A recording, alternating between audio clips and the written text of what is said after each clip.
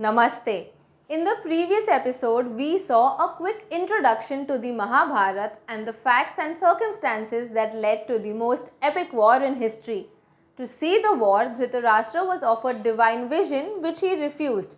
So, it was given to Sanjay instead. Later, while sitting in the palace, Dhritarashtra asked Sanjay a question. To find out what Dhritarashtra asked, we will now read the first verse of the Gita. Dhritarashtra उवाच धर्मक्षेत्रे कुरुक्षेत्रे समवेतायुयुत्सवः मामकाः पाण्डवाश्चैव किमकुर्वत Sanjay. Here, Dhritarashtra asked Sanjay what his people and the sons of Pandu did at Kurukshetra, the land of Dharma, where they had assembled with a desire to fight. The question brings out the opening scene of the war, where both sides had gathered at the battlefield of Kurukshetra. Located in northern India, the place was also known as Dharmakshetra, meaning the land of Dharma. That's because in the past many devtas had performed yagnas there, and even King Kuru himself had done a lot of tapasya in that area.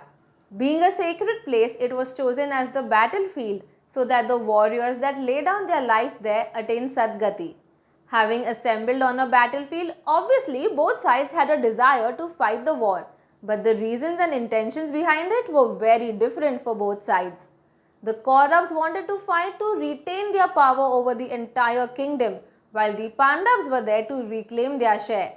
The Kauravas' desire to fight stemmed from greed or adharma, while the Pandavas' desire to fight was prompted by righteousness or dharma.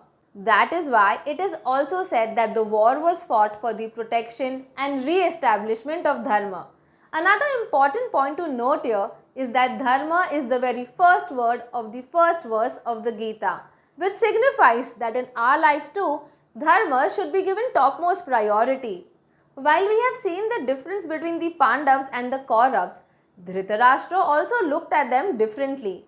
In his question, Dhritarashtra called out the Kaurav side as my people and the other side as Pandu's sons, which indicates that he probably did not consider them as his own.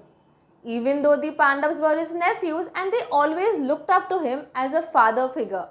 This brings out the discrimination hidden in his heart. With this, we have understood Dhritarashtra's question. But what reply did Sanjay give him? We will see in the next episode. Thank you.